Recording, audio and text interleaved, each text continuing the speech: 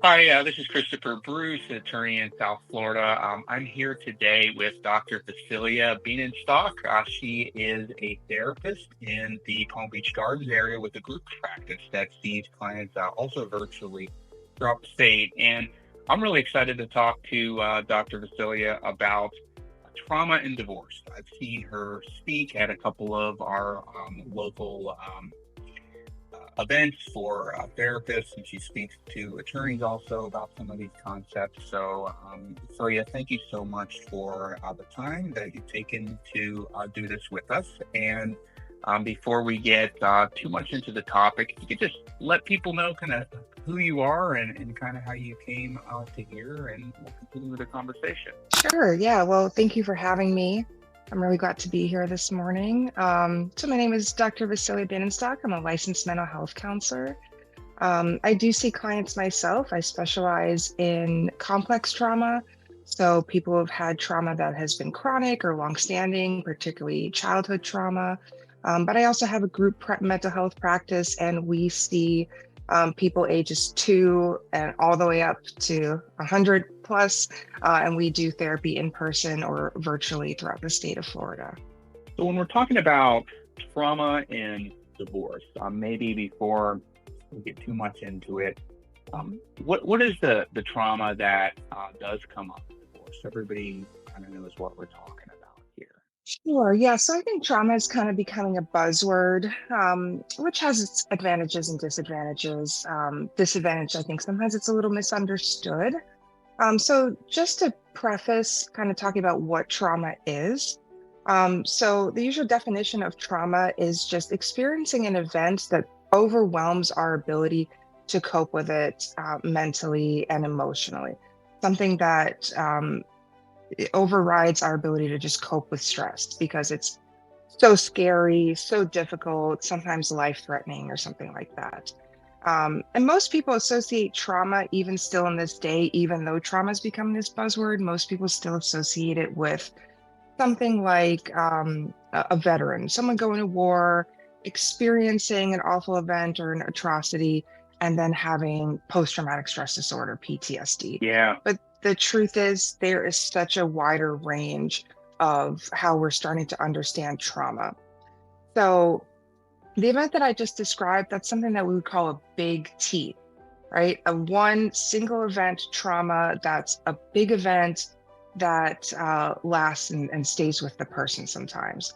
But we also now know that there are traumas that we call little t's. So they are smaller things that sometimes add up over time. So they could be, being made fun of or humiliated by your partner, um, small acts of emotional abuse that might go unseen, but they really end up having a cumulative effect we've seen in the research that can often equal symptoms similar to someone who's experienced a big T trauma. So a lot of times people are going through divorce. It also depends on the partner, the person that they've been with, and that they are divorcing, and also if they've had any sort of trauma in their past, because traumas do tend to accumulate. So, say they were with a narcissistic partner or they experienced any sort of emotional or even physical abuse during the relationship, they might be coming into the divorce with some trauma. And then, divorces can go on for years. As you know, they can be sometimes very nasty, people trying to get revenge, get back at each other, sabotage each other, and really get in the way of the other person living their lives in a functional way. So, all of these things can, first of all, be chronic and long-standing. So that's different than just one event and done. And then there could be multiple bigger and smaller events that sort of layer on top of that experience, and really leaving someone with a lot of the symptoms that we see in just post-traumatic stress. So Vasilia, I heard one of the things you were saying, and I just wanted to make sure I heard you right because it sounded pretty important to me. So you're saying sometimes with some people the trauma that can build up and say a difficult relationship can in some ways be equivalent to the type of trauma that is like post traumatic stress disorder that you know maybe a soldier, a police officer, somebody could, who witnessed something very traumatic, could have. Yeah, absolutely. It can definitely have similar effects. And some of the things that we just don't see behind closed doors, obviously we know there's physical abuse, unfortunately, sexual abuse, it can be prevalent in some marriages. People feel entitled to their partner in that way. And emotional abuse. Emotional abuse is one of those things that just gets swept under the rug. It really goes unseen. But the research has shown that it can be sometimes more damaging than physical abuse, and the effects seem to last because they really erode someone's self-esteem, and the words that someone else uses against us often become our own narrative even after we're no longer with that person. So it's a kind of trauma that can continue, unfortunately. That is unfortunate, and I think it's really important people listening to this just recognize how much effect that it can have. So when it comes to what triggers this type of, I'll call it relationship trauma, trauma that comes up in an unhealthy relationship, sometimes in the divorce process. What are those trigger points? Like I said, it could be something that's overt abuse, or oftentimes it's things that are really covert. So again, a lot of these terms have become buzzwords and just the general lexicon, which is a good thing. I think that, some people might overuse these words like gaslighting or narcissist or things like that. But Yeah. at the same time, it's just bringing so much awareness because there have been so many people who are in relationships, struggling to leave a relationship, or actually after they've left, who still continue to have these emotional effects. And they used to not understand what had happened to them. So some of these things we do see in relationships where someone gets into a relationship and the partner's really lovely, just so wonderful. It's like a dream come true. And then not only does it come crashing down, but then they're experiencing some kind of emotional abuse, like being told that they're crazy or imagining things, being told that they are the cause of the emotional conflict, being told that they somehow caused the other person to have infidelity or something like that. And we've even seen that infidelity can have results that are similar to trauma. So some of the symptoms of post-traumatic stress are replaying or reliving an event in your mind without trying to. Images just pop into your head and they're very distressing and they're very difficult to get rid of. And they sometimes come at, the most inopportune times. And we've seen people who've been in a relationship where there was infidelity from the other partner having those kinds of symptoms to where they might be picturing their partner with another person, imagining those things happening, or having some of the worthlessness or negative self-esteem that we also see as a symptom of post-traumatic stress, especially chronic post-traumatic stress. So to where they might feel worthless, they might doubt if they're good enough, they might start to tear themselves apart emotionally, or repeat to themselves, some of the criticisms and insults that they receive from their partner. And often people are left confused after experiences in which they're emotionally abused or gaslit or anything like that. And, we're the kind of creatures that want to resolve something. We want answers. We want to understand why things happen. And a lot of times people experience that, they end up blaming themselves. Wow, that's I think for anybody that's thinking about going through the divorce process, or even professionals like you and I helping somebody, and, in some way through it, it's really important to understand this stuff. Mhm. It's I've never heard a lot of things, but I haven't exactly heard it put this way, and that really makes me think about the type of care that I have and my lawyers have when we go about helping people through this process. So when it comes to actually going through a divorce, or even the breakup of a relationship for people that are not married, how does this trauma affect? I think the number one thing I've seen is people who struggle to actually end the relationship because there's so much self-doubt after a while. And if you think about it, this is a person that you used to love, maybe still love, and I've seen people wonder, will this person change? Or they'll pick up, what we refer to as breadcrumbs. So the person might make a promise or make some small temporary change, and then the partner on the receiving end might start to doubt everything they've come to believe about the relationship, about the partner, and hold on to those small glimmers of hope and those small breadcrumbs that something will get better. So, the number one thing I've seen is just people kind of torment themselves in their own mind about whether or not they should stay in the relationship. And if it's been a particularly toxic relationship and there's been a lot of emotional abuse and blaming and gaslighting, a lot of times there's also a financial abuse, or there are threats. There are threats like, no one else could love you. You could never make it without me. You could never maintain your lifestyle.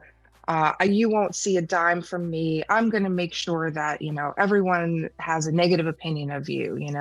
All of our friends are going to think that you're the bad one or something like that. So there's also a lot of fear that if I leave this relationship, first of all, am I in the wrong? Am I giving up too soon? Am I giving up something that could have been good? Was I the one that made it bad? And also, is my life going to be destroyed if I leave this relationship? So I see a lot of people torn, and they can stay that way for a very long time. That's a lot to go through if you're somebody that's already. I mean, leaving a relationship's hard enough. That's a whole lot to process. And I mean, I'll tell you, it's like I think anybody that's listening to this, that sounds like some of this stuff might sound a little extreme. It's not. I mean, it would almost Mhm. sound like Vasilia's been listening in on the client phone calls that we have, because this is the type of stuff that people are thinking as they're in the before, during, and sometimes even a little bit after the divorce process when they're married to somebody that's a toxic person. Definitely, it's fascinating stuff, but it's real. Mhm. So we have this stuff going on. People need to recognize it. But Vassilia, how do people try to minimize the effect that this trauma can have on them when they're approaching a divorce or ending a relationship to somebody that makes them feel this way? What do they do about it? I think the number one thing to do is just get support, is not stay silent. There are so many people, regardless of the mental health issue that they're coming in to see me for, that have this idea like they're the only ones. Mental health problems tend to be very isolating, just by nature, and they make us feel like no one else could possibly feel this way. Something is uniquely wrong with us.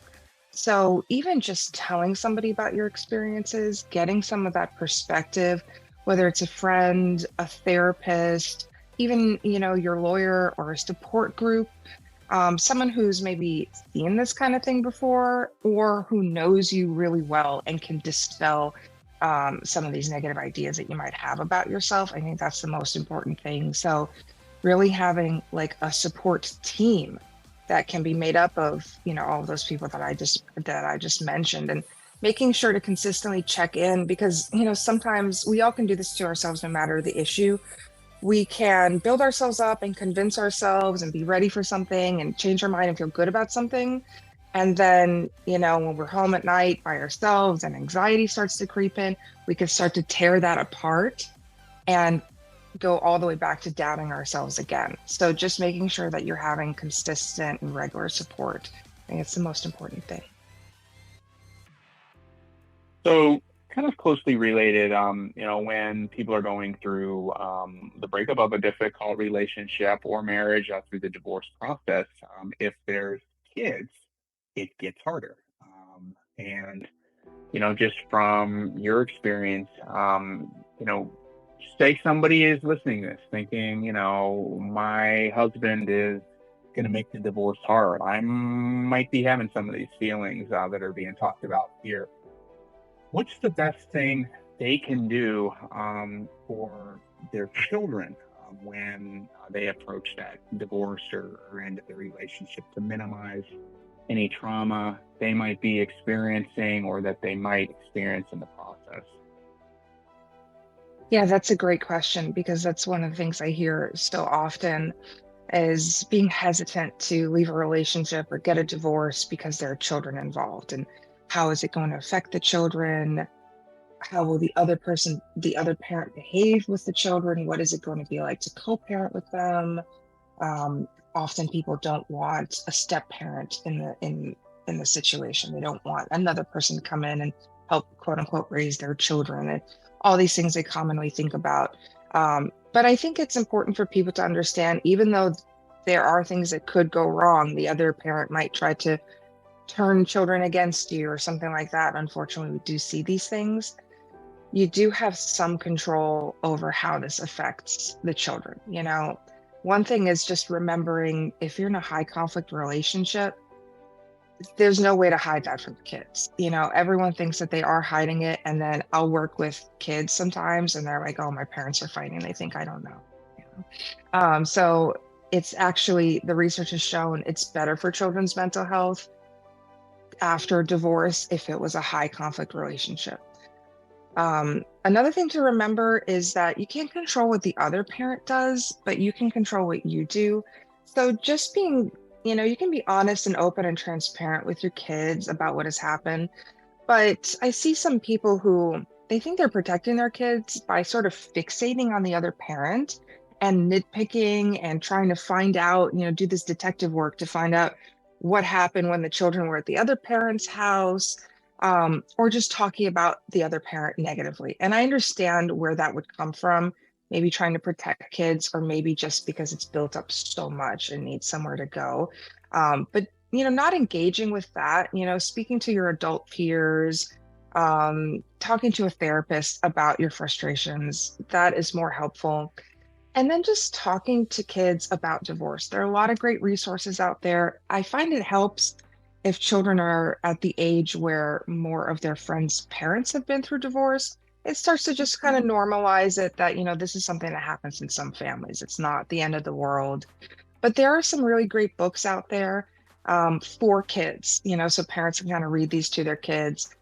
I think one is called Divorce is Not the End of the World, and that's probably my favorite one because it addresses co-parenting, addresses being in two different households. It addresses, why did my parents get divorced? Is it my fault or something like that? Because kids do tend to think of those things. But I think if you support them and you kind of teach them that, sometimes this happens and it's not the end of the world. And some people get better after divorce. Some people really have better co-parenting relationships when they're not together than when they are together.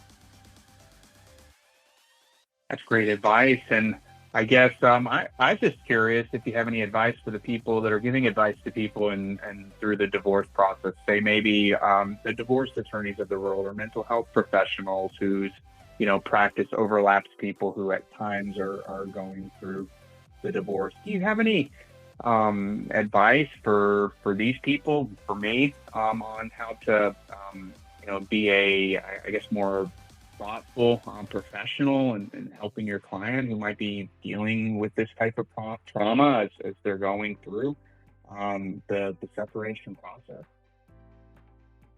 Sure. So the first thing that comes to my mind as you're asking me that question is, just having compassion and patience, maybe trying to put yourself in that person's shoes, which as therapists, hopefully we all do. But the truth is, we are human beings, whether you're a therapist or an attorney.